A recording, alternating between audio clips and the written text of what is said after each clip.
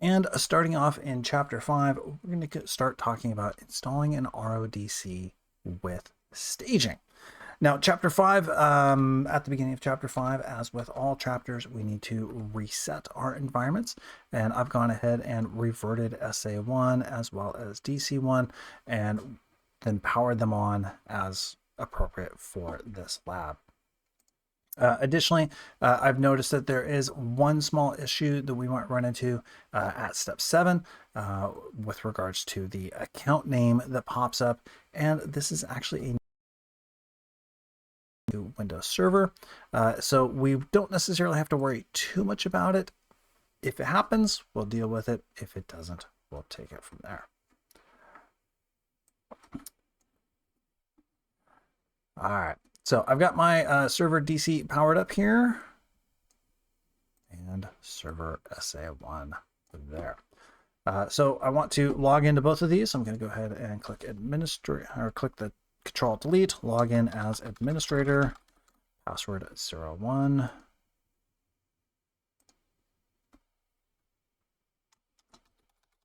Password 01.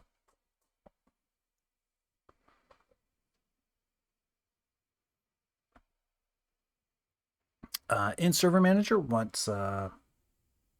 Server DC1, once Server Manager opens up, I will need to create a couple of user accounts and an OU. A user account, an OU, and a group, as well as make the user a member of the group that I just created.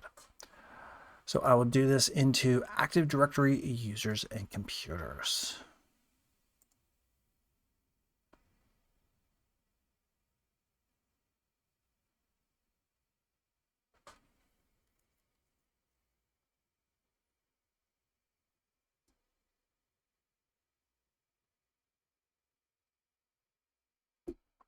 I think I clicked it. Oh, there it is. Okay. As soon as you think you haven't clicked it, it's clicked. So in AZ800, I want to create an OU. So I'll right click AZ800, new OU, organizational unit, and I will call this branch office. Inside branch office, I will right click new user, and I want a user called branch user 1. I'm going to copy this name for the login name, password 01, and I will actually turn off password changes. Lastly, new group. And this is the branch off G group. And then I want to go into this branch off G group. So I'm going to double click, members, add, and I want to add my branch user 1 and check names. Okay. And okay. So I've got the OU, the group, the user, and the user is a member of the group. All right, next thing I want to do is pre-create my read-only domain controller account. So I'm going to click domain controllers, right-click, pre-create. No, correction. That's how I could do it. However, the lab has us do it through PowerShell. So let's go into PowerShell.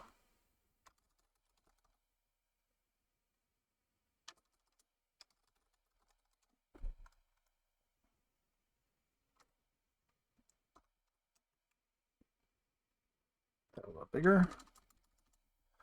Let's see, add -addS read only tab complete work. Let's try it. Read only domain controller account. Great. Dash domain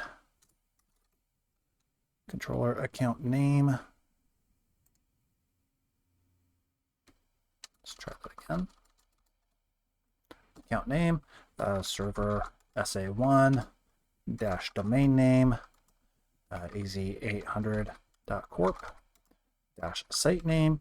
That's going to be default first site name dash delegated administrator account name branch off G. In theory, we are delegating permissions to the group branch off G in order to add that read-only domain controller to our domain.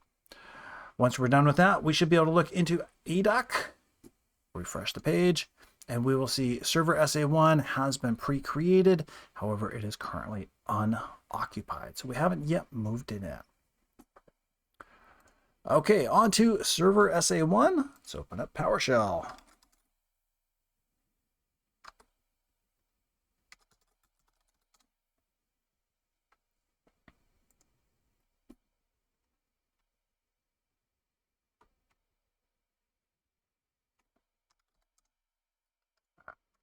And install in here, we want to install our Windows features. Install Windows feature. Wait for tab complete. There we go. AD-domain-services-include management tools, not subfeatures, management tools. Now, I believe this is, no, I missed something. Services, it's plural, not singular. Let's try that again. I believe this install process is going to take a couple of minutes, so I'm going to pause the video and come back when it's finished. All right, after a couple of moments, my install finished. My screen looks a little weird because I had to resize it. And yeah, it got even weirder just right there. But we can see, yes, success, true, restart needed, no. All right, moving on. We have pre-created our Active Directory account. We have now installed the Active Directory domain services on this computer. Now we need to configure server SA1 as our domain controller. So install -adds domain controller. Domain controller. There we go. Dash domain name. az800.corp. Dash use existing account, and then dash credential, parentheses, get dash credential, close parentheses. And here the instructions tell us to type in az800 / branch off user, no, branch user, excuse me, not branch off, branch user 1, password 01. Safe mode admin password 01. And yes. Now this will probably fail. There is a known issue with Windows Server. It was actually a feature that was added to Windows Server that causes this to fail if the user installing the domain controller is not a domain admin. We will see if it works or not. It will either reboot or it won't.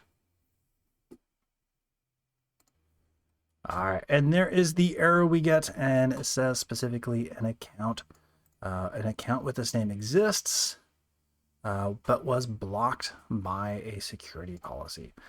Basically, what I need to do is I need to up arrow to rerun that same install ADDS command. This time I'm going to, instead of using the branch user 1, az800 / administrator, password 01.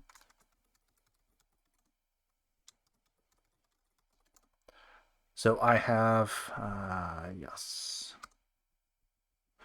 I've just changed the user account, and now I'll pause the video and we'll come back when it's rebooting. All right, and after pausing for a few moments, the install finished, and we can see there it's about to reboot server SA1 to finish the install. If I come back to server DC1, I see SA1 is still listed as unoccupied. However, if I refresh, it should change to a read-only domain controller. And that is the end of activity 5.2, excuse me.